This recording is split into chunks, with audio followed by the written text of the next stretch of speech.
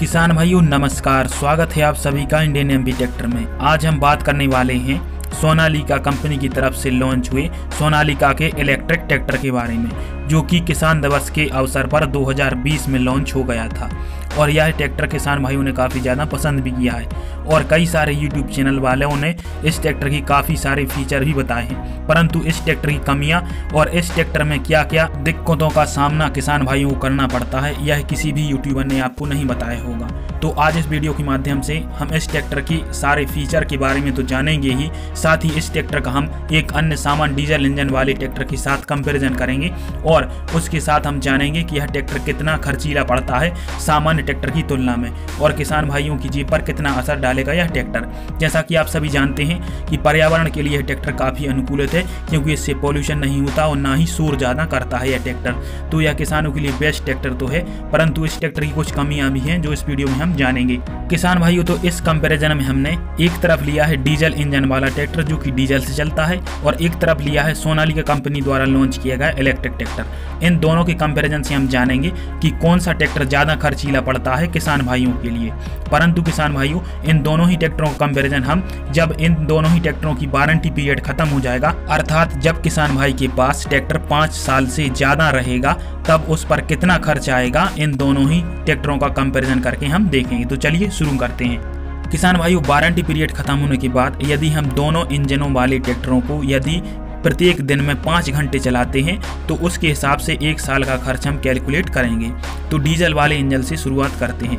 तो डीजल खपत यदि हम 365 दिन चलाते हैं, वो भी 5 घंटे, तो हमारे हुए 1825 घंटे हुए 1 साल में, अर्थात 1825 घंटे ट्रैक्टर चलेगा 1 वर्ष के अंतर्गत। इसमें आपको लगभग 2000 लीटर डीजल यह ट्रैक्टर ले जाएगा, जो कि वर्तमान की प्राइस के हिसाब से आपको 1,60,000 पड़ेगा। और इस 1825 घंटे में आपको ट्रैक्टर की लगभग 4 सर्विसिंग करवानी पड़ेगी, जिस पर लगभग आपको 8,000 रुपये का खर्च आएगा। साथ ही यदि आप छोटे मोटे मेंटेनेंस को भी जोड़ लें तो 1,000 रुपये पर उस पर भी खर्च आ जाएगा। तो यदि 1 साल का टोटल खर्च हम देखें तो इसमें आता है 1,70,000 रुपये, जो कि डीजल वाले इंजन का खर्च आता है और इसमें अन्य कोई खर्च नहीं आएगा आपको। अब देखते हैं हम इलेक्ट्रिक ट्रैक्टर के बारे में। तो यदि हम इसके चार्जिंग के खर्च को कैलकुलेट करते हैं तो 365 दिन में आपको प्रतिदिन इसे अवश्य चार्ज करना पड़ेगा और यह एक चार्ज पर लगभग 10 से 15 यूनिट बिजली लेता है। और यूनिट का यदि खर्च हम जोड़ें तो 8 रुपये पर यूनिट हमें बिजली पड़ती है। तो 365 दिन के हिसाब से हमें 5475 रुपये में बिजली पड़ेगी, अर्थात इसके 1 साल की चार्जिंग का खर्च 5475 रुपये होगा नॉर्मल यूज पर, यदि प्रति घंटे हम 5 घंटे ट्रैक्टर को चलाते हैं। और यदि 5 घंटे बाद हमारा ट्रैक्टर चलता है जिसके कारण से उसकी वायरिंग में मिस्टेक आ जाती है, तो इसकी वायरिंग पूरी बदलवाने पर हमें लगभग 45 रुपये का खर्च करना पड़ेगा। और चूंकि आप सभी जानते हैं कि बैटरी लगातार कार्य करने के पश्चात बैटरी भी बेकार हो जाती है, जिसके कारण से हमें बैटरी को बदलवाना पड़ेगा।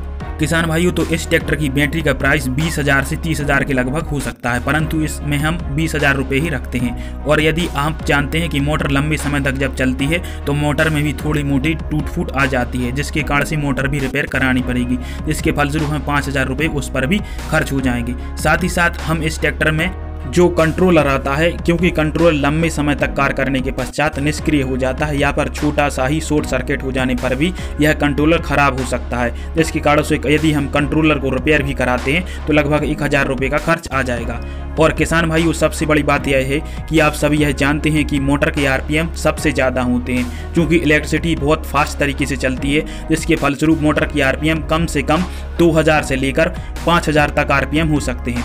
इसीलिए अगर हम मोटर को कारों या ट्रकों में यूज़ करते हैं तो उनके लिए तो यह सही है, परंतु ट्रैक्टर जैसे उपकरण जो कि कम आरपीएम पे कार्य करते हैं, जिसके कारण से इसके गियर बॉक्स में टूट फूट आ जाती है, क्योंकि मोटर के आरपीएम ज़्यादा रहते हैं और गियरबॉक्स की आरपीएम कम रहते हैं, क्योंकि गियरबॉक्स मोटर की आरपीएम को कम करके ट्रैक्टर के अनुकूल बनाता है, जिसके कारण 5 वर्ष के पश्चात गियरबॉक्स की रिपेयरिंग की भी आवश्यकता पड़ सकती है, जिस पर लगभग 2,000 रुपये का खर्च आ जाता है। तो टोटल यदि हम इलेक्ट्रिक ट्रैक्टर के बारे में जानते हैं तो इसमें 1 वर्ष में आपको लगभग 35,000 रुपये का खर्च आ जाएगा। किसान भाइयों, इस ट्रैक्टर के साथ आपको कुछ अन्य दिक्कतें का भी सामना करना पड़ सकता है, जैसे कि इस ट्रैक्टर को चार्ज करने के लिए लगभग आपको 10 से 12 घंटे का समय चाहिए, तो आप दिन में केवल ट्रैक्टर को 8 घंटे ही चला सकते हैं। और अगर हम बात करते हैं इस ट्रैक्टर के बैटरी बैकअप के बारे में, तो यह 8 घंटे का बैटरी बैकअप देता है। परंतु किसान भाइयों, आप सभी यह जानती हैं कि बैटरी कितनी भी अच्छी क्यों ना हो, जब बैटरी पुरानी हो जाती है तो जैसे ही बैटरी डाउन होती है उसकी दक्षता कम हो जाती है। अर्थात यदि बैटरी 20% ही बचती है तो ट्रैक्टर उतना ज़्यादा अच्छा परफॉर्मेंस नहीं दिखाएगा जितना कि फुल चार्ज पर दिखाता है। और साथ ही किसान भाइयों, एक और प्रॉब्लम आपको इस ट्रैक्टर में आ सकती है,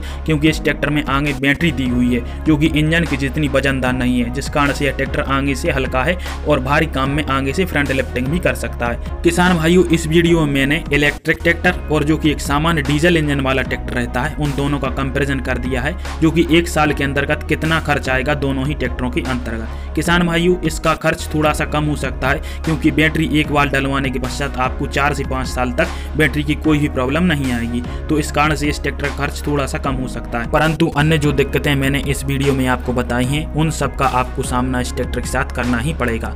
किसान भाइयों, मैं अन्य यूट्यूबरों की तरह इस ट्रैक्टर के केवल फीचर के बारे में ही बात कर सकता था, परंतु किसान भाइयों, आपको लाभ के साथ साथ किसी भी वस्तु से होने वाली हानि के बारे में भी पता होना अति आवश्यक होता है, जिसके कारण से मैंने इस वीडियो को बनाया।